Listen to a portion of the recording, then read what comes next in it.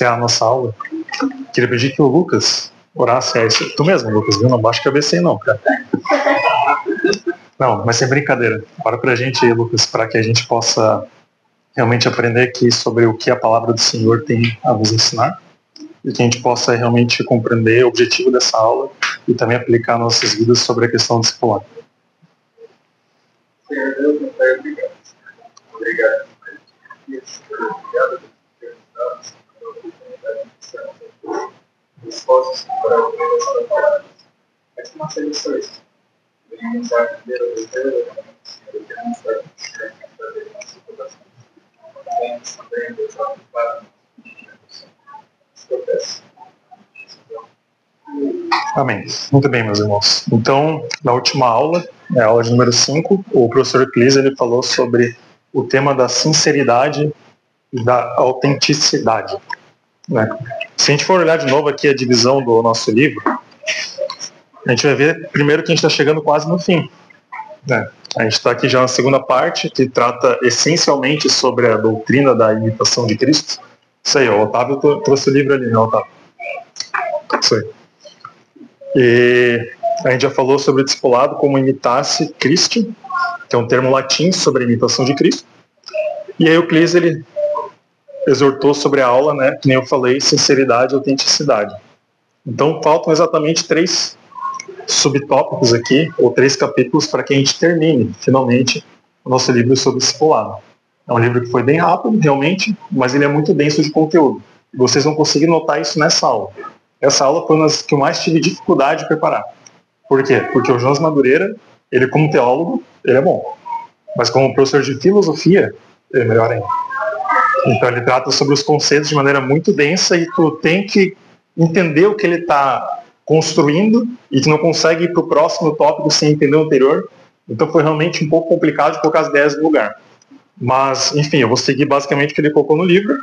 E se vocês tiverem dúvidas, eu quero que vocês perguntem, por favor, porque é um tema que eu falei um pouco complicado, tá? E eu poderia pegar 2 tópicos seguidos, que são mentira romântica e verdade romanesca, para apresentá-los juntos. Por quê? Porque se a gente for fazer agora só uma breve revisão sobre a última aula que o professor Euclides ele deu, ele encerrou a aula com o ponto de número 3, que era justamente o tema da aula.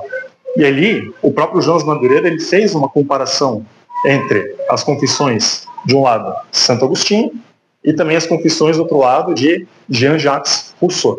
E essa comparação ali ela foi genial. Por quê?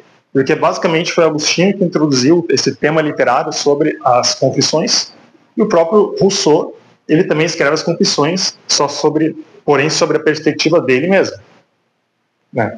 Enquanto Agostinho, na verdade, ele faz o quê, Clexon? Tu acha que está na última aula, né? O que Agostinho ele exorta nas confissões dele que difere de Rousseau? Ele expressa, pelo da hora, expressa sinceridade. Ele está buscando a verdade. Enquanto o Rousseau está buscando. Parece que o Rousseau ele cai no alto engano, né? A gente consegue concluir isso do jeito que ele fala, né? Que talvez não sou melhor que os outros, mas eu sou pelo menos diferente. Esse é o ponto-chave. Então ele busca ser diferente dos outros. Ele busca uma autenticidade própria. E quando ele tenta buscar essa autenticidade própria, olhando para dentro dele mesmo, é onde ele falha.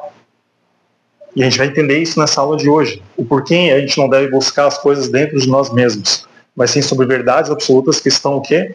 Acima de nós. Que não pertencem a nós mesmos, mas são maiores do que nós. E nem o próprio Santo Agostinho ele fazia. Ele reconhecia. A verdade não está em mim, mas eu quero conhecer-te como você me conhece, falando do próprio Deus. Talvez ele usou a passagem aqui de 1 Coríntios 13, verso 12, onde Paulo fala que Deus ele conhece a gente melhor que nós mesmos. Ele fala que hoje nós olhamos no espelho como se fosse um espelho que é incapaz de reproduzir a nossa imagem, não é perfeito. Mas um dia o conheceremos, falando de quem? Do Senhor Jesus, como ele nos conhece. Então essa busca que nem o Clexon falou pela verdade é o que torna Santo Agostinho não autêntico, não tentando ser alguém que ele se baseia nele mesmo, mas na busca absoluta pela verdade. É ali onde ele encontra precisamente o propósito de vida. Muito bem, então isso é mais ou menos a síntese aqui da aula que o professor Euclides ele passou. E por que eu retomei esse ponto aqui sobre as confissões de Agostinho e as confissões de Rousseau? É porque os próximos tópicos do livro, que nem eu falei, que são mentira romântica, que a gente vai tratar hoje, e o outro, que é verdade romanesca, eles tratam justamente sobre isso. Qual que é a mentira? É viver conforme as confissões de Agostinho. Qual que é a verdade, então? Fazer aquilo que Agostinho ele fez as confissões dele. E eu vou tentar deduzir isso aqui hoje pra gente. Ficou claro, pessoal do Tindal? Então, eu vou falar aqui sobre, que nem eu falei, mentira. Aula número 6. A mentira romântica. E aí o professor Euclides, ele pode... Romântica. E aí o professor Euclides, ele vai poder encerrar a aula, se ele quiser, tratando sobre a verdade romanesca e as conclusões. E a gente chegou ao fim do nosso estudo sobre o discipular. Bom dia, cara. Tudo bem? Legal. Então, para introduzir aqui, eu queria fazer um pequeno exercício com vocês, tá? Para iniciar aqui a aula. Então, que nem eu falei, que o tópico da aula, aqui ele vai ser sobre essa mentira romântica. E o que seria, então, essa mentira romântica que o Jonas Madureira deduz? Ele tira essa palavra de uma obra de René Girardi, de 1923 até 2015, foi o tempo que ele viveu. E esse pensador recente, 1923, quando ele nasceu, ele foi, de acordo com as palavras de Jonas Madureira, um crítico literário, antropólogo, filósofo, teólogo, sociólogo, filólogo e etc. Ou seja, é um cara extremamente dotado em relação ao estudo de várias doutrinas, René Girardi. E nessa obra dele, Mentira Romântica e Verdade Romanesca, é onde ele tenta sintetizar essa questão que o Euclides ele iniciou na última aula, sobre a busca pela verdade e fugir do auto-engano. Então, essa antítese que ele defende é a crença de que é possível sermos literalmente autênticos. É isso que ele questiona no livro. Mas antes de entrar sobre esse tópico, eu queria então finalmente fazer esse exercício com vocês. Por exemplo, eu vou pegar um por um aqui, quero que vocês me digam algumas coisas que motivam vocês. Por exemplo, Cledson, ele é professor de inglês, certo? Eu queria te perguntar então, Cledson, o que te desejou, qual foi o desejo que surgiu no teu coração para que você fosse professor de inglês? O que te despertou essa vontade? Além do dinheiro. Eu sempre gostei muito de inglês desde criança. Comecei a estudar inglês com 12 anos. Me dei muito bem, sempre gostei muito. E aí surgiu uma oportunidade de trabalhar como professor numa escola. Comecei, gostei e foi feliz então. Mas ultimamente o que mais tem me envolvido é colocar, o propósito eu posso dizer, conciliar a minha fé com esse trabalho que eu faço há alguns anos. Então, seria isso. Tratar, ensinar inglês de forma cristã. Essa é a tua motivação hoje. Mas não respondeu a pergunta. O que te desejou? Não sabe, beleza. Otávio, por exemplo. Otávio gosta de jogar bola, isso é dúvida para ninguém. O que te motiva, Otávio? De onde veio esse desejo que você tem por jogar futebol? Porque é uma bola redonda e a gente adora correr atrás dela, fazer gol e tal, driblar. De onde vem isso? Então,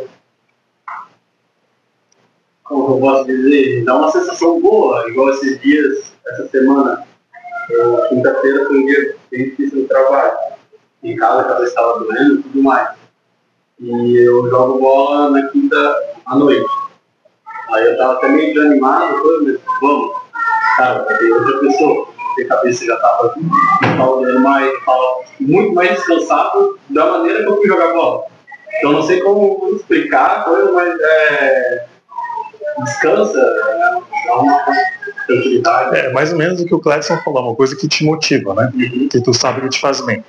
Mas de algum jeito existe um desejo do teu coração que te traz essa afinidade por jogar futebol. Isso te dá prazer, você deseja isso. Mas qual que é a origem do desejo? Essa é a minha pergunta. Pensa um pouco aí, Otávio. Karen, gosta de música, certo? De onde vem o desejo por música? Música por parte da vida. Eu nasci mesmo, uma coisa que está muito empática. Perfeito.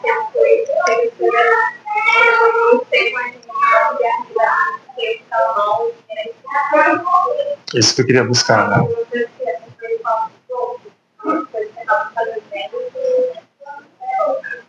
A Karen falou um negócio que é muito interessante. Desde quando a Karen ela conseguiu pegar o ponto certo. De onde que surgiu? Porque não é novidade. Ela mesma fala, eu amo música. Busco moldar a música à minha vida. Mas de onde surgiu esse desejo na vida da Karen sobre a música? Ela falou. Um negócio que já nasceu com ela no lar dela. Através do quê? Dos pais. A mãe da Karen, a Maribel, ela é o quê? Professora de música. Logo, ela também adora música. Certamente, o que a Karen fez? Ela olhou para quem? Para Maribel, como um exemplo, e olhando para a mãe dela, ela pegou isso para ela, essa vontade, esse desejo de querer talvez imitar a mãe dela e também ser alguém que se dedica à música, porque isso constrói prazer na vida dela. Ela consegue satisfazer esse desejo da vida dela. Então esse é o ponto. Não é que a resposta do Clédson e do Otávio estavam erradas, mas a Karen ela conseguiu chegar no ponto. Existe alguma coisa que motiva o desejo da vida dela em relação a esse desejo dela específico, que é a questão da música. Bom, eu acho que esse é o exercício que eu queria fazer só para a gente entender esse ponto. Tá, mas Marcelo, o que isso tem a ver então com essa aula aqui, a mentira romântica? Qual que é a mentira que você está falando? Vamos voltar então agora para o livro do René Girardi e analisar a antítese que ele está querendo expor aqui no livro dele, que é exatamente essa. A crença de que é possível sermos literalmente autênticos. No começo da aula eu falei que Rousseau ele se auto-engana. E por que ele se auto-engana fazendo as confissões sobre ele mesmo? Porque ele, na tentativa de ser autêntico, ele acaba falhando nisso. Ah, Marcelo, como assim? O que você está dizendo? Estou dizendo justamente isso daqui. O ponto número 1 da nossa aula aqui, então, ele é o paradigma da autenticidade.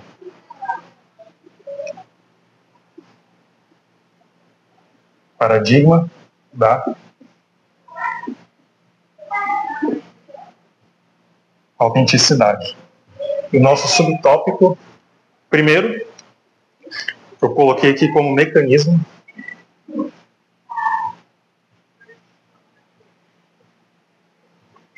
de desejo.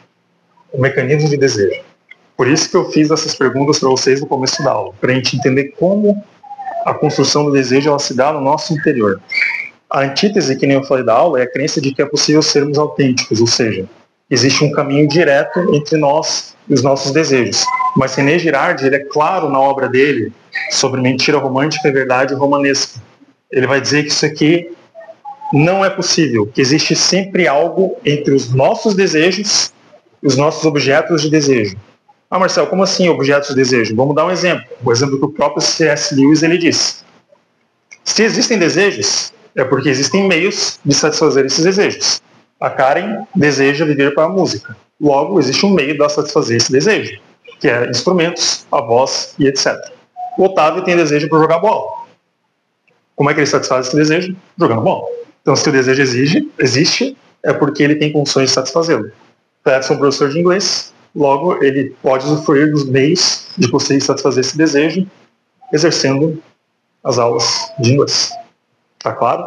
Então, sempre existe um desejo e um objeto relacionado a esse desejo. Mas o que Girardi ele vai dizer aqui é justamente que você não consegue chegar diretamente a esse desejo por meio de você mesmo. Essa busca pelos seus objetos de desejo não se dá através de você, mas se dá através de um terceiro. Como assim? A gente pode pensar num triângulo, por exemplo. Se a gente pensar num triângulo, aqui, nesse primeiro ponto, a gente vai ter o nosso desejo. E aqui a gente tem o objeto de desejo.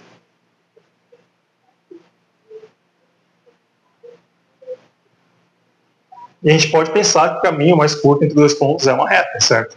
Só que esse caminho aqui não é possível, de acordo com a antítese que o Girardi está fazendo.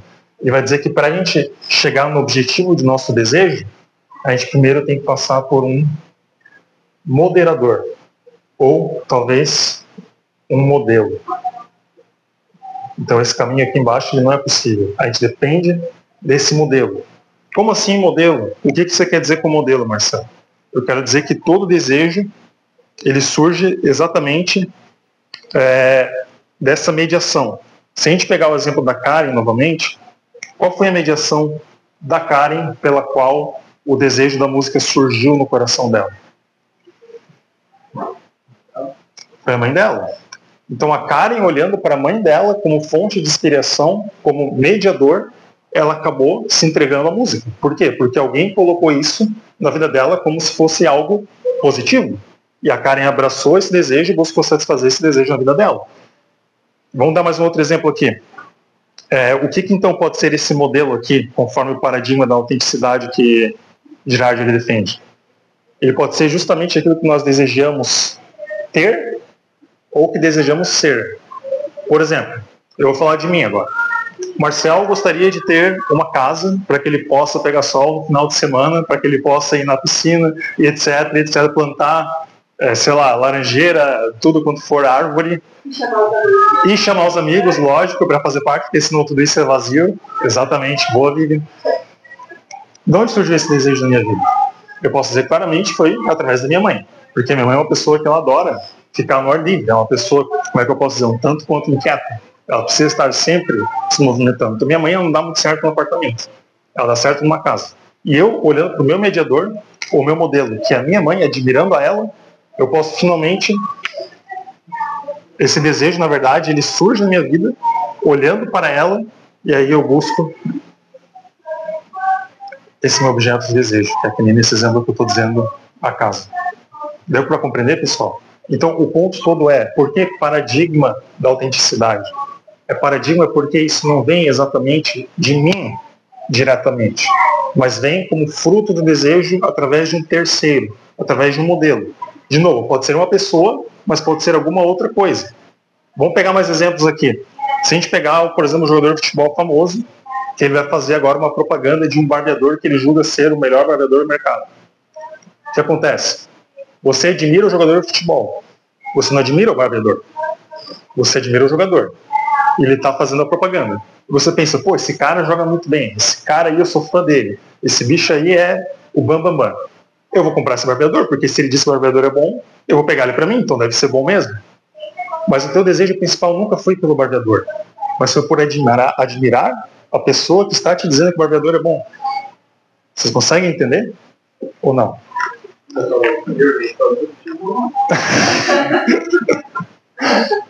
E não está errado, Otávio. Você está certo. É um bom shampoo. É isso aí. Mas vocês entenderam, então, como é que se dá aqui esse mecanismo? Ele não se dá através da gente. E essa é justamente a mentira romântica. A mentira de que nós somos autênticos por nós mesmos. Nós não somos. A vida inteira nós buscamos modelos e pessoas para imitar. Por exemplo, se eu estou dando aula aqui na frente, né, da classe no dia de hoje, certamente eu busco inspiração em outras pessoas que também são professores que dão aula para que eu possa me empenhar para dar melhor aula.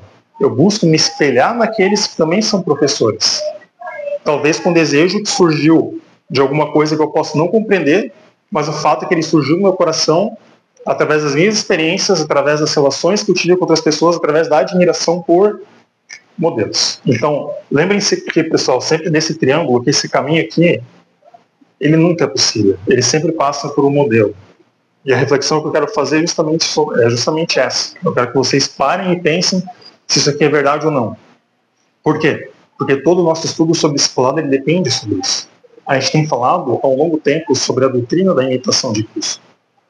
Que a gente, nós, pessoas, somos imitadores por natureza. E o discipulado não é diferente disso. Então, esse é o objetivo da aula aqui que eu estou querendo passar para vocês. Outro exemplo que eu ia trazer aqui é sobre pais e filhos, mas a Karen já acabou matando a pau esse exemplo, então eu não preciso voltar nele. Mas os pais, geralmente, eles são sempre a nossa primeira fonte de admiração. Porque eles vão moldando a gente, eles são as pessoas que cuidam de nós, as pessoas com as quais a gente vai olhar, para que a gente possa justamente ter como referência. Mas a minha pergunta é, isso vai durar para sempre, ou será que tem algum ponto onde isso para, talvez, ou pelo menos diminui? O que vocês acham? O que acontece quando a gente sai da casa dos pais e começa a construir a nossa família? Passa a ter outras referências, exatamente. Modelo, fora de casa. E o que acontece quando os pais não são boas referências, Otávio?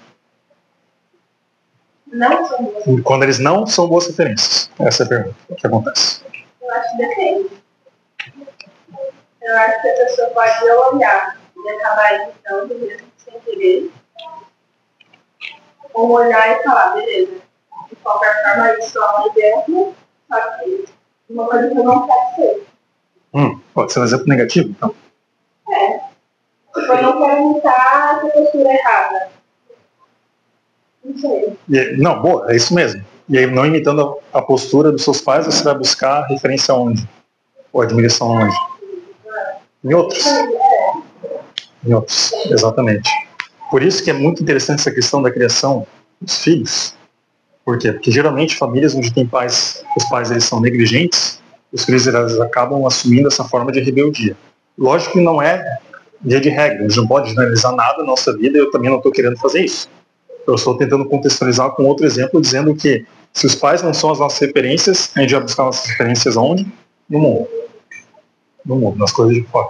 Exatamente. Não, aqui. Então, nesse caso, o que essa dizer é seguir a Cristo. Ele seria de modelo e o modelo seria Cristo, ou nós teríamos outros modelos de pessoas que seguiram a Cristo. O que vocês acham? Vocês entenderam a pergunta do Clécio?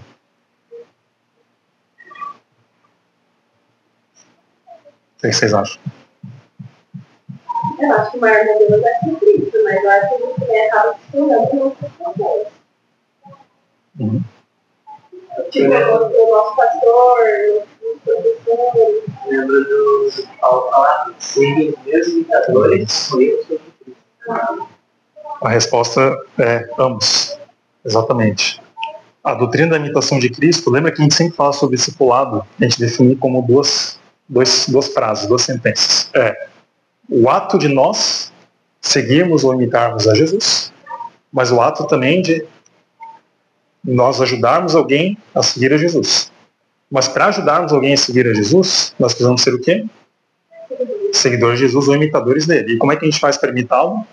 A gente viu isso 2 aulas atrás, na aula de número 4, onde a gente viu sobre o exemplo que Paulo ele traz em Filipenses capítulo 2, do verso 5 até o 11, onde ele diz que tem em nós o mesmo sentimento que houve em Cristo Jesus, que sendo Deus, não tomou por usurpação ser como Deus, mas antes assim mesmo se esvaziou, sendo obediente até a morte, e nesse caso, morte de cruz. Qual foi a finalidade?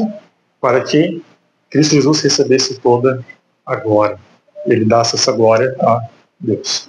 Ou seja, tem de nós o mesmo sentimento, só que se a gente for ver a palavra sentimento, se você for ler na Bíblia NVI, sentimento vai ser, a tradução dessa palavra grega, phronesis, vai estar como sentimento. Mas se você for ler nessa Bíblia que eu tenho aqui, que é a revista Almeida atualizada, vai estar como atitude. Então qual que é o certo? É ter o mesmo sentimento ou atitude de Cristo? A resposta é ambos. Não há como ter só um deles ou outro. Não há como ser um seguidor de Jesus se você não tem um sentimento, um desejo do teu coração de ser seguidor. Você vai ser somente um hipócrita. Porque você vai passar a cumprir uma série de leis, não querendo cumprir essas leis ou os mandamentos. Você vai ser uma pessoa rebelde, no sentido de que, beleza, eu vou no culto, à noite eu vou no EBD, por quê? Porque a igreja disse que eu tenho que fazer, mas eu não quero, tá? Eu não tô afim. Eu não gosto disso, não tenho esse desejo, mas eu vou fazer porque tem que ter a mesma atitude que Cristo teve. Isso aí é patético, isso é errado, isso não faz nenhum sentido. Então as duas coisas elas vêm juntas, só que no português a gente não tem uma palavra para traduzir essa palavra grega phronesis. Então por isso que uma versão ela traz sentimento e outra traz atitude. Mas o ponto é, como é que a gente tem o mesmo sentimento e atitude que Cristo Jesus teve? Se esvaziando de nós mesmos? Como assim? Já é vazio por natureza. Nós já somos homens. Somente Deus pode se esvaziar dele mesmo. O que Cristo Jesus fez? O que a Bíblia diz que Cristo ele era junto com o Pai antes da eternidade? Que ele passou a ser criado ou que ele sempre existiu? Ele sempre foi Deus. Desde a eternidade, Pai, Filho e Espírito Santo, em perfeita harmonia. Tudo tinham neles mesmos e nada eles precisavam.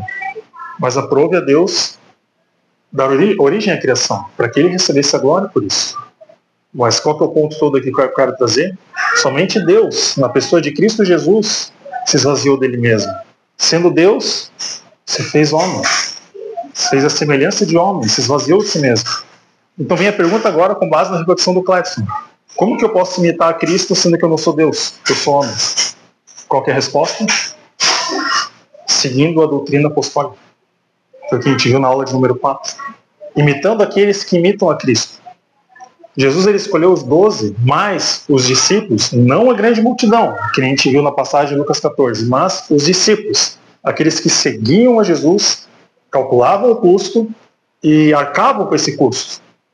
O custo de seguir a Jesus, que exigia 3 demandas, que a gente pode lembrar, que era o custo de negar a família, não no sentido que você tem que negar a tua família ou tem que ter desavenças com a tua família para ser um seguidor de Jesus. Não. Mas que Jesus alerta que isso realmente pode acontecer. Você pode ter conflitos na tua família por dedicar a tua vida a essa pessoa única de Jesus de Nazaré. Qual que era o ponto número 2? Tomar a sua cruz e segui-lo. Ou seja, morrer para si mesmo, para os seus prazeres. Para adorar Jesus em primeiro lugar. Segui-lo em primeiro lugar. Qual que era a demanda número 3? O desapego. Então, esse é o ponto. O que os apóstolos fizeram? Eles abandonaram tudo que eles tinham e seguiram essa pessoa, Jesus de Nazaré. Eles deixaram essa doutrina apostólica registrada na Escritura, a qual a gente tem acesso. Então, como é que a gente imita a Cristo, Clécio? Não é se esvaziando, mas através da doutrina apostólica. Ficou claro? Isso a gente viu na aula de número 4. Por que eu fiz essa volta na aula? Porque eu acho que tinha pessoas aqui que não estavam presentes, né? Não estava, né? Então, sem isso, é difícil construir a partir da aula que a gente tem hoje. Por isso que eu gastei um tempo agora voltando para essa aula. Mas esse é o ponto. É através da imitação. O Clédson, ele matou a charada aqui. E qual que é a mentira romântica, então, na questão do discipulado, que eu vou trazer como ponto número 2 agora na sequência? Qual que é a mentira? Que é que a gente pode imitar Cristo sem ser o quê? O imitador de Cristo. Vocês entendem? É complicado. Mas é filosofia, é assim mesmo. O Jonas, ele faz isso no livro, eu estou tentando trazer para vocês. É essa mentira de que a gente pode ser autêntico em nós mesmos. Mas sendo autêntico em nós mesmos, a gente não vai estar imitando ninguém, muito menos a Cristo. O que eu estou dizendo para vocês é que a gente é sempre um imitador por natureza. A gente sempre vai buscar modelos para imitar. Modelos que despertam esses desejos nas nossas vidas. Pô, eu quero ser que nem aquele cara, porque aquele cara ali, ele é bom. Eu tenho outro exemplo aqui, né? Que nem o Jonas, ele traz no livro sobre o professor de música. Ele vai dizer que quando o aluno ele começa a tocar, ele vai tentando aqueles acordes, ele não consegue, é muito difícil e tal. E aí ele chuta o balde, porque começa a criar calo no dedo, e ele odeia aquilo, mas enfim, ele luta contra essa vontade, porque ele tem essa vontade, ele quer satisfazer o desejo dele de ser músico. Então ele supera a dor, ele calcula o custo, supera a dor dele e começa a treinar. Quando ele começa a conseguir tocar músicas, o que acontece? Ele começa a admirar mais o professor que ensinou ele a isso. Ele não quer só tocar como o professor dele toca, mas ele quer imitar o professor. Ele vai querer ter a mesma guitarra que o cara tem. Ele vai querer usar as mesmas roupas que o cara usa. Ele vai querer falar do mesmo jeito que o cara fala. Entendeu? E aí depois que ele começa a tocar e treinar, ele vai perceber mais uma coisa. Ele vai perceber que não somente ele, o aluno, quer imitar o professor, mas o próprio professor, ele tem aqueles os quais ele imita. Ou seja, ele mesmo vai comprar a guitarra daqueles caras que ele vê nos shows, os famosos artistas, essas bandas mais variadas por aí. Esse cara, ele vai começar a ter o mesmo jeito deles, se vestir como eles. Isso aconteceu muito nos anos 80, por exemplo, né? Sobre essa tríade do rock, vamos dizer assim, sexo, drogas e rock and roll. Por que a galera começou em massa a seguir essas verdades? Por admiração. Porque admirando os ídolos deles, da música, os ídolos deles fazendo essas coisas, eles passaram o quê? A fazer as mesmas coisas. Ou seja, é inevitável que a gente olhe para algum modelo. E a pergunta é, o que acontece quando a gente não olha para o modelo de Cristo, que nem o Clédson falou? A gente vai olhar para quem? Para alguém? Mas para alguém que não é Cristo. E esse é o ponto número 2 que eu vou trazer na aula agora. Mas a gente pode estar fechando o primeiro ponto aqui sobre o modelo. Ficou claro que o triângulo, que a gente sempre tem alguma pessoa que a gente admira ou que a gente busca seguir, e que é através dela que os frutos dos desejos são gerados no nosso coração? É isso. E agora, por que, só para finalizar o primeiro ponto, né? Por que a gente não deveria, então, seguir o nosso coração ou a nós mesmos? Ou como o próprio Rousseau, ele disse, sobre a busca pela autenticidade dele mesmo. O que a Bíblia fala sobre o nosso coração? Ele é o quê? Ele é enganoso. O próprio Jeremias, ele vai dizer, enganoso é o coração, mais do que todas as coisas. Né? Mais do que todas as coisas. E desesperadamente corrupto. Quem o conhecerá? Em Jeremias 17:9, essa passagem. O coração, ele é corrupto. Então, essa é a mentira com a qual o Rousseau ele não conseguiu se deparar, ele não conseguiu compreender. Enquanto o Agostinho, ele teve essa disposição. Ele não confiava no coração dele, mas ele confiava na verdade que estava acima dele, maior do que ele. Então essa é a mentira romântica, pessoal. Acreditar que nós estamos no controle dos nossos desejos são fruto das nossas vontades. E não que as nossas vontades e desejos são colocadas no nosso coração através de influências externas. Como eu falei, pessoas que admiramos, por exemplo.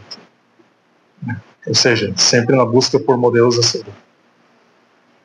Agora é óbvio, eu preciso fazer só uma distinção. Todo desejo ele é fruto de uma admiração? Todo desejo é fruto desse modelo, ou desse moderador? Por exemplo, alguém tem que despertar um desejo em nós para que a gente beba água? Não, é uma coisa que a gente faz naturalmente. É como se fosse um desejo biológico. Mas não é disso que eu estou falando. Eu estou fazendo essa distinção por quê? Porque existem desejos que são frutos naturais. Mas o desejo pela admiração é uma coisa que surge no nosso coração através da influência de outras pessoas. Então, essa é a conclusão. Os modelos determinarão o objetivo de desejo.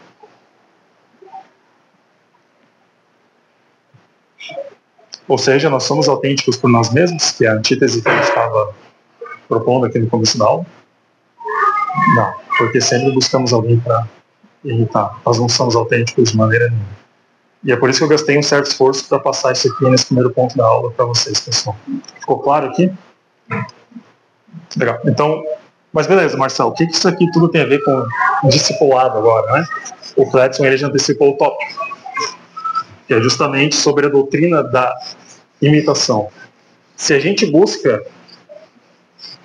por referências o tempo todo,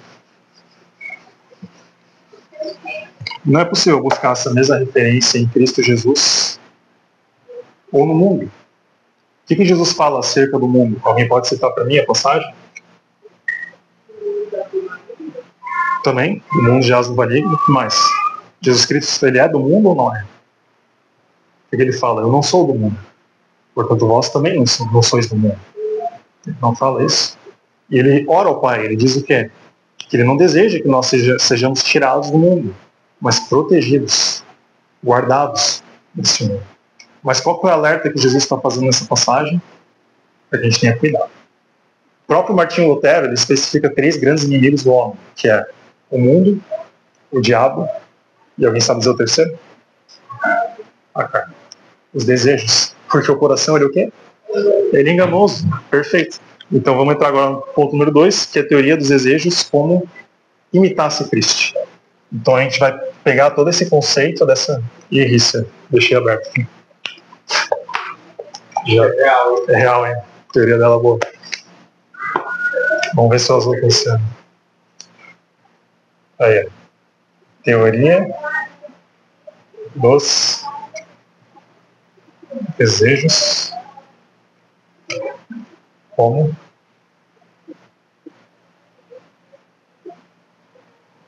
imitar-se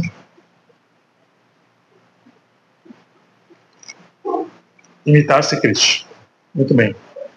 Então, essa é justamente a importância da gente estudar a teoria dos desejos, né, sobre essa questão que o René Girard ele propõe no nosso tópico do discipulado. Então, a gente imita a Cristo e sempre ajuda outros a imitarem a Cristo. E aqui eu quero fazer só um paralelo sobre a filosofia nihilista. Alguém conhece o que é a filosofia nihilista? Alguém pode definir para mim o que ela defende? Nihilista. Aqui, ó, esse é o nosso primeiro ponto. Filosofia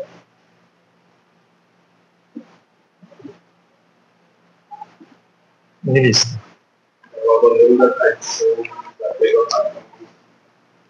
Perfeito. O que significa essa palavra aqui, latino?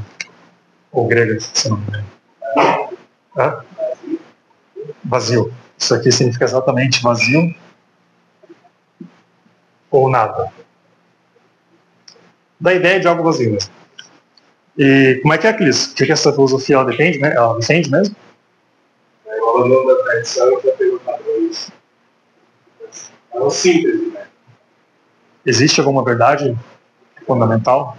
Existe algum propósito? O que ela defende, então? A busca do quê? Dos prazeres. Marcelo, por que você está falando isso? Vamos lá. Essa filosofia aqui, pessoal, ela surge justamente como uma tentativa de você remover Deus no meio das coisas. Então, isso começou talvez no próprio âmbito da ciência, no século XVI. Se a gente for pensar, por exemplo, em alguns cientistas famosos como Galileu Galilei ou até mesmo Isaac Newton, você vai jogar na internet ali, ou no chat GPT e vai dizer, o cara é cristão. Mas se você for pesquisar um pouco sobre a vida de Newton, por exemplo, foi um grande matemático, um grande físico, com contribuições enormes no ramo da ciência, da mecânica clássica principalmente. Newton vai dizer o quê? Que ele é um cara que ele vai negar a Trindade. Ele era visto como radical, por quê? Porque ele não seguia aquilo que a Bíblia ela tinha a dizer.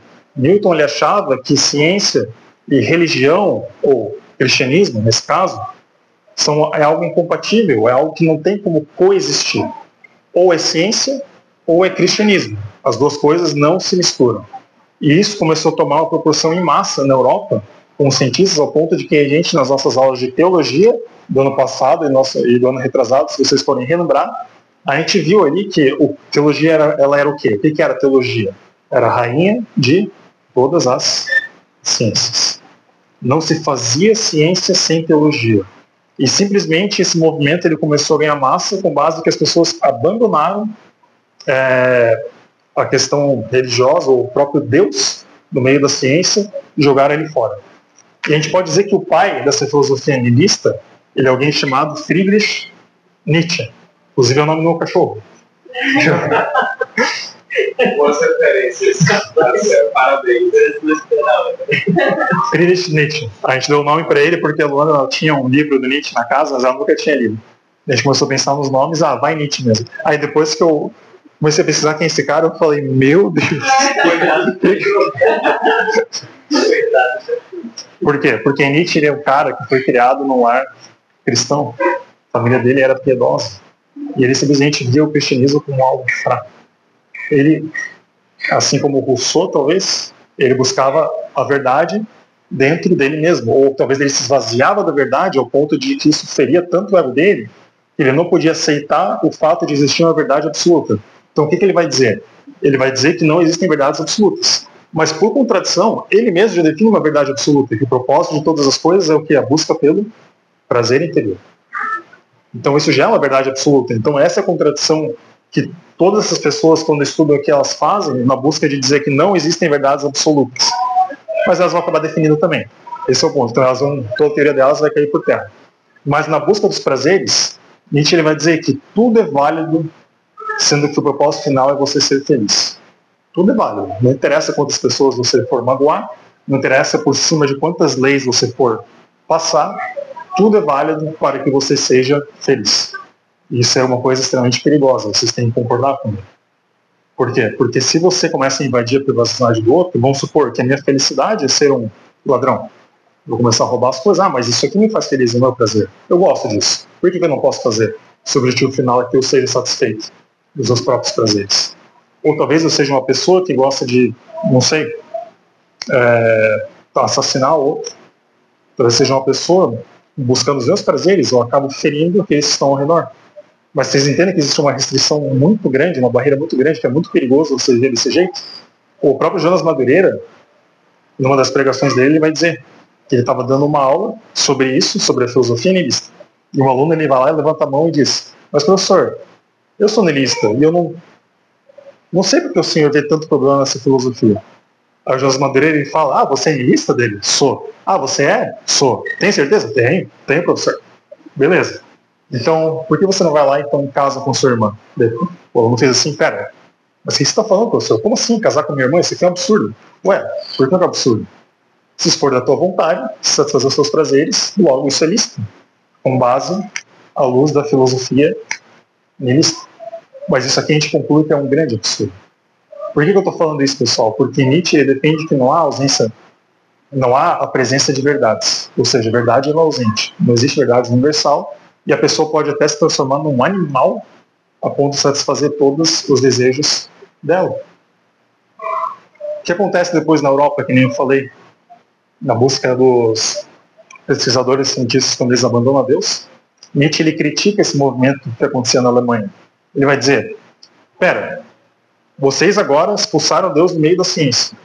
Isso é uma coisa boa, na visão dele. Por que vocês não terminam o trabalho agora? Por que vocês agora não expulsam o próprio Deus da ética? Porque a crítica dele sobre a Alemanha era que essas pessoas elas não seguiam o cristianismo, não eram seguidores de Jesus. E Nietzsche, se vocês forem ver uma das principais obras dele, que se chama O Anticristo, que inclusive é a obra que eu tinha lá em casa, que deu origem ao nome do meu cachorro, O Anticristo, esse foi o maior absurdo que Nietzsche ele falou, ou escreveu. Ali ele faz uma crítica direta ao cristianismo, ao próprio apóstolo Paulo e à maior verdade do cristianismo, que é a ressurreição. Mas ele começa a argumentar tão bem, fica muito claro no livro que ele é uma pessoa que ele conhece as doutrinas da fé cristã. O que corrobora com o ponto que eu falei, que ele foi educado nessas doutrinas. Ele conhece essas verdades e ele usa elas para criticar e dizer que o cristianismo é um grande absurdo. Que essa mentira que foi inventada por judeus, vaidosos, que só queriam, talvez era a escória da sociedade, pessoas que não tinham propósito, eles precisavam de alguma motivação para continuar vivendo, então eles inventaram toda essa história de Deus. Esse é o ponto, é isso que Nietzsche ele defende. Ele vai criticar os pensadores alemães por dizer, vocês expulsaram Deus da ciência, não querem terminar o trabalho expulsando da ética, porque ele defendia a ideia de que você tem que viver conforme os seus padrões. E vocês entendem como é perigoso quando a gente mesmo adota esse tipo de pensamento? Ah, Marcelo, mas eu não sou niilista. Eu não vivo aqui como... Eu sou cristão, tu me conhece? Eu falo, pois é, mas será que em algum certo grau, não talvez absoluto como Nietzsche, mas será que em algum certo grau a gente não adota esse mesmo tipo de pensamento? O coração é enganoso, foi o que a gente falou antes. Será que nosso propósito da vida é busca por prazeres e por autorrealização? Será que fazendo isso a gente não se torna um escravo dos nossos prazeres, como o próprio Lutero ele aborda na obra dele, Nascido Escravo? Eu penso que sim. Não é? Por isso, esse é o perigo de se ver desse jeito. E aí Nietzsche ele faz uma crítica principalmente para Kant, porque Kant ele não era um cristão, mas ele era talvez um agnóstico. E Kant ele vai dizer justamente que é impossível você buscar propósito na vida sem olhar para a metafísica, que é a parte que se estuda as coisas que não são materiais, mas que estão acima do homem, que é o que a gente está tratando aqui. É impossível. Ou, como o próprio Dostoiévski, ele disse, se Deus está morto, tudo é o quê? Possível. Tudo é permitido. Então Kant ele se barra justamente nesse ponto e não consegue entender mas se existe uma verdade universal, por que as coisas acontecem como elas acontecem? Por que existe talvez o sofrimento no mundo? O que a gente faz aqui na Terra? Qual é o nosso propósito? E Nietzsche ele faz uma crítica dura contra Kant. Ele vai dizer que ele deveria, que essa filosofia dele não tem nenhum sentido, ele deveria jogar tudo fora, porque se a gente tirou Deus no meio da ciência, a gente tem que tirar ele do resto da sociedade para viver essa, entre aspas, não verdade. Ele julga como a verdade universal dele mesmo. Como é que Nietzsche ele morreu? Ele morreu louco num asilo. Maluco, pirado. Realmente a história dele ali é muito triste, assim, se a gente for analisar. Justamente por quê? Por causa que é a mesma coisa que Rousseau. Na busca por autenticidade, ele fracassou imensamente. Ele perdeu todo o propósito da vida dele. Por quê? Porque fomos criados à imagem de Deus. Somos adoradores de Deus por natureza. Nós fomos criados para dar glória a Deus e buscar viver conforme uma verdade que é universal. Não várias verdades, mas uma única verdade. Qual a verdade que é essa? Cristo Jesus, ele é Senhor para a glória de Deus Pai. Muito bem. Então, ficou claro aqui o ponto que eu trouxe aqui sobre a filosofia nihilista e por que é tão perigoso a gente tentar seguir somente os desejos do nosso coração? Porque a gente sabe que a gente não consegue buscar diretamente os nossos objetos de desejo. Precisamos de um intermediador, moderador ou alguém que nós admiramos. Mas até mesmo a busca por desejos, se eles forem desejos que vêm do nosso coração, podem ser enganosos. Então, o que você está falando, Marcelo? O que a gente tem que fazer então? É que nem o Peterson falou. Olharmos para Cristo Jesus. Sermos imitadores de Cristo, porque olhando para Cristo, nós vamos finalmente conseguir entender que Ele é o nosso modelo perfeito. Cristo ele é o Deus que se fez homem, ele tomou o nosso lugar. E depois de ser morto numa cruz, ser sepultado, ser ressurreto no terceiro dia, passar os 40 dias com os apóstolos e discípulos e ser assunto aos céus, ele foi só em espírito para o céu? Não. Ele foi com espírito e corpo. Temos um intercessor ao lado de Deus Pai. Temos alguém que é como nós. Uma pessoa tem um corpo humano, ele passou por tristezas aqui na Terra. Ele sofreu, ele chorou, ele se alegrou. E esse é o nosso exemplo de imitação absoluta. Não, talvez várias pessoas, e que nem a Bíblia falou, não tem nada de errado em imitar outras pessoas. Mas que essas pessoas sejam também imitadoras de quem? De Jesus Cristo. Porque se nós formos seguir pessoas que não imitam a Jesus, a gente vai cair nesse mesmo problema aqui. Vamos seguir o desejo do fruto do coração de outras pessoas que colocaram esse desejo em nós mesmos. Nós vamos agora começar a seguir alguma coisa que não é Cristo Jesus, mas um desejo que tem no nosso coração. Ficou claro, pessoal? Vamos no ponto aqui. Então essa é a relação que eu queria fazer sobre a questão do discipulado, da teoria dos desejos por imitar-se Cristo. Então essa é a mentira romântica, achar que nós podemos seguir os nossos desejos por nós mesmos e que eles não têm um influenciador. Essa é a importância do discipulado, pessoal. Não é só ajudar pessoas a imitar a Cristo, mas é nós, em primeiro lugar, sermos imitadores de Jesus, através da doutrina apostólica. Muito bem? Alguma dúvida? Então, só para finalizar aqui, eu quero tratar um pouco sobre os pontos da verdade, que a gente vai agora, finalmente, para alguns textos bíblicos. Lucas, tu pode ler para a gente João 14, do 1 ao 6? Cledson, tu pode ler do João 18, 33 a 40. A Debinha pode ler Colossenses 1, 13 a 23.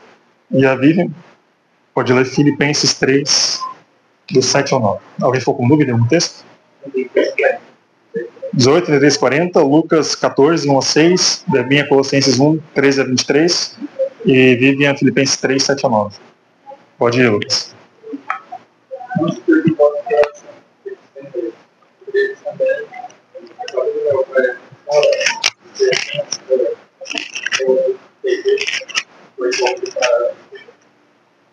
Quando eu fui preparar o verbo para ele, eu gosto de estar para o espiritual, Senhor. Não sabemos como saber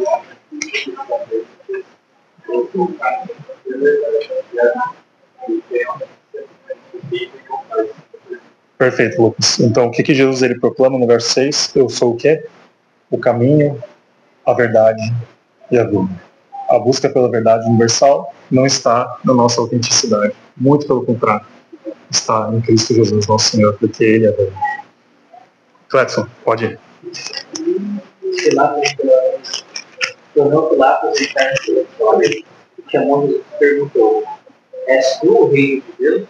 Respondeu Jesus: Vem de ti mesmo essa pergunta, ou que disseram outros a meu respeito?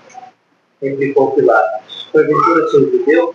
A tua própria mente, os principais sacerdotes, é que te entregaram a mim.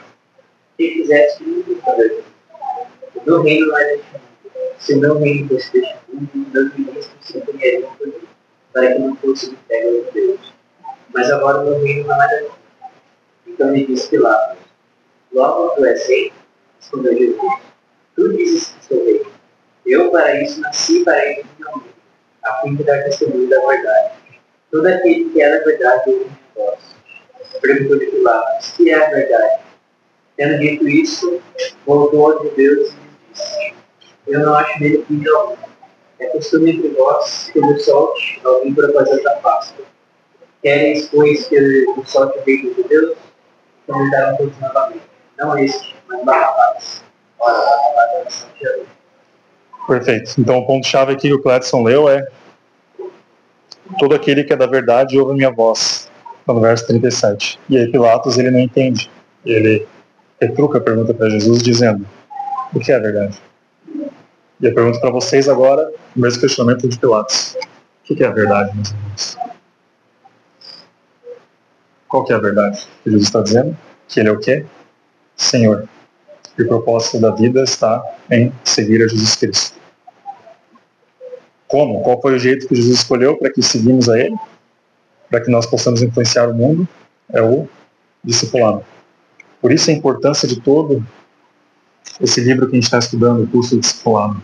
Porque esse foi o jeito que o próprio Jesus escolheu para que nós influenciássemos o mundo. Então, se nós não estamos fazendo discipulado, nós não estamos fazendo o que também? Seguindo a Jesus. Se não estamos seguindo a Jesus, nós não estamos no meio dos 12 mais discípulos. Pelo contrário, a gente está no meio do quê? Da grande multidão.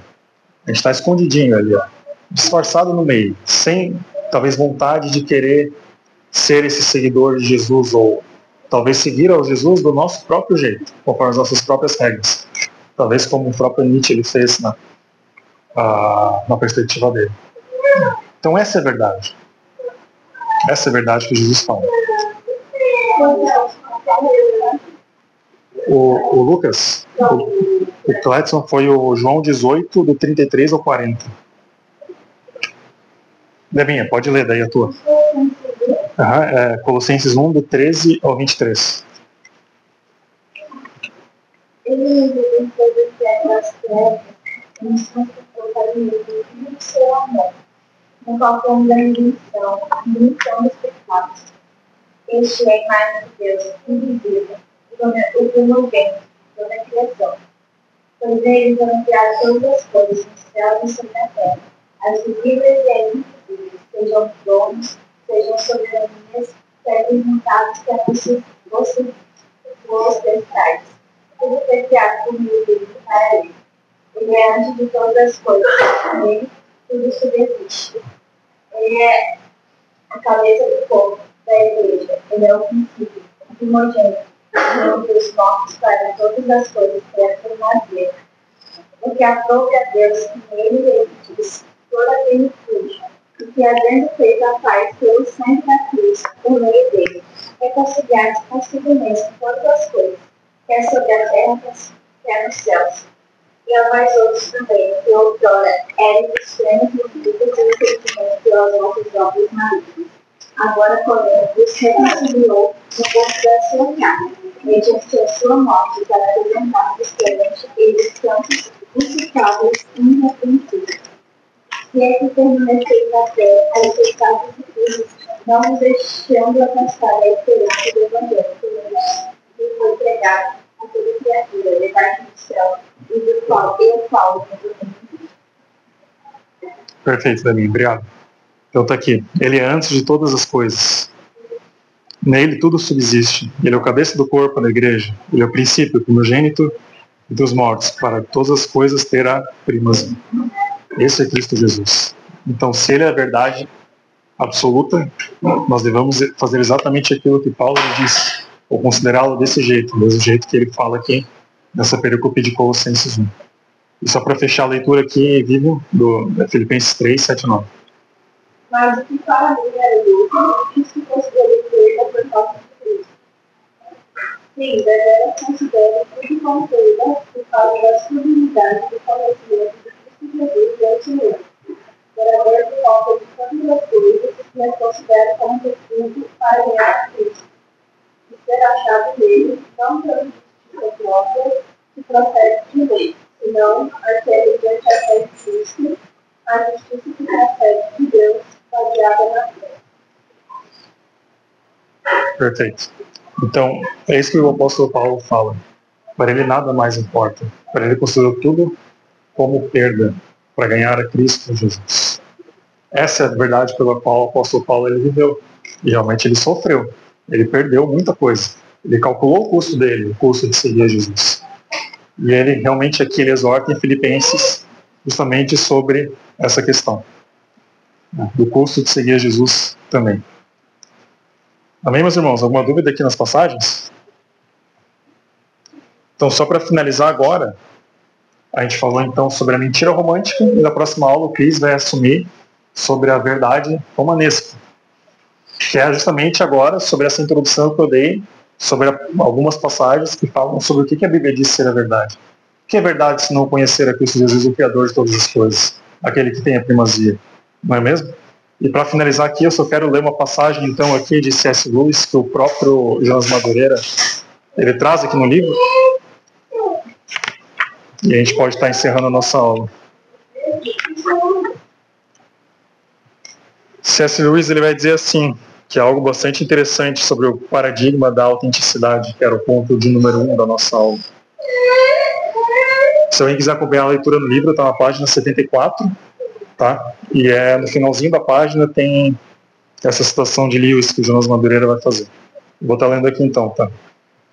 Diz assim: Quanto mais nos libertamos de nós mesmos e deixamos que seja Cristo quem nos dirija, tanto mais verdadeiramente nos tornamos nós mesmos. Cristo é tão intenso que milhões e milhões de pequenos Cristos, todos diferentes entre si, ainda são insuficientes para exprimi-lo por inteiro. Foi Ele quem nos criou a todos, inventou, tal como um escritor inventa as personagens de um romance. Cada um desses diversíssimos homens novos que você e eu estamos destinados a ser. Nesse sentido, os nossos verdadeiros eus estão todos à nossa espera nele. De nada nos adianta procurarmos ser nós mesmos sem ele. Quanto mais eu resistir a Cristo, quanto mais tentar viver por conta própria, mais me verei dominado pela minha hereditariedade, pela minha criação, pelas minhas circunstâncias e pelos meus desejos naturais. Aquilo a que tão orgulhosamente chamo eu, torna-se simplesmente o ponto de encontro de uma cadeia de acontecimentos que não pus em movimento. Vocês estão vendo aqui, ó, não pus em movimento, ou seja, não veio de mim. E que não sou capaz de deter, ou seja, busca incessante pela vontade que estou fazendo. Aquilo a que chamo as minhas intenções reduz-se simplesmente aos desejos do meu organismo físico, aos pensamentos que me foram soprados por outros homens, e mesmo às sugestões dos demônios. No meu estado natural, não sou nem metade da pessoa que imagino ser. Praticamente tudo aquilo a que dou o nome de eu pode encontrar uma explicação muito fácil. É somente quando me volto para Cristo, quando me entrego à sua personalidade, que começo a ter personalidade própria. Mas para isso, tem de haver uma verdadeira entrega do eu. Você tem de lançá-lo fora cegas, para assim dizer. Sem sombra de dúvida, Cristo dar-lhe-á uma personalidade real, mas você não deve procurá-lo por isso. Enquanto a sua verdadeira preocupação continuar a ser a própria pessoa, você ainda não está à procura de Cristo. O primeiríssimo passo é tentar esquecer-se inteiramente do seu eu.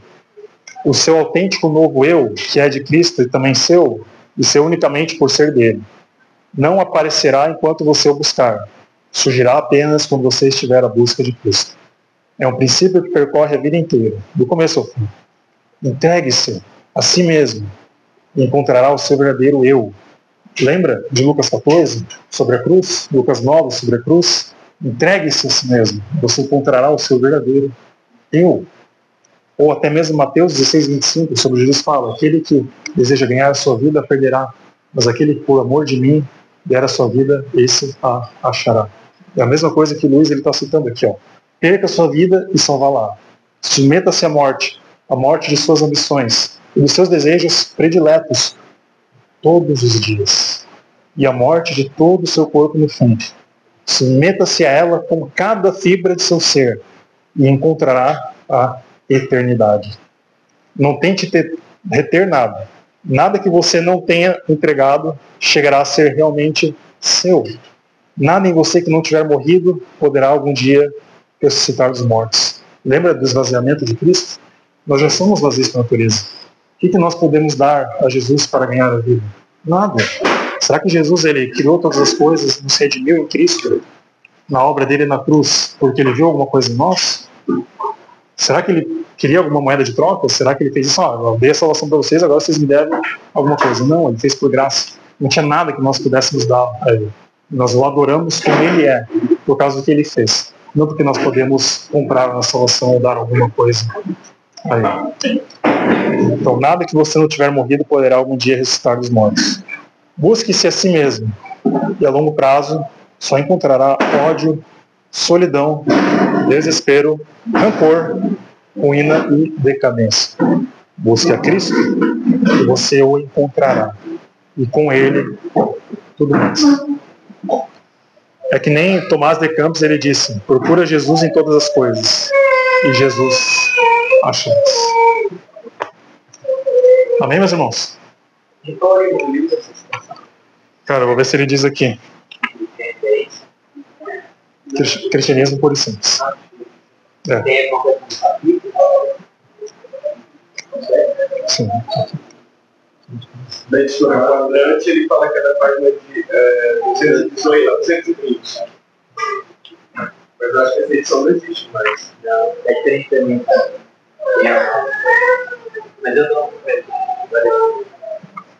Depois que achar, manda lá no grupo daí, classe.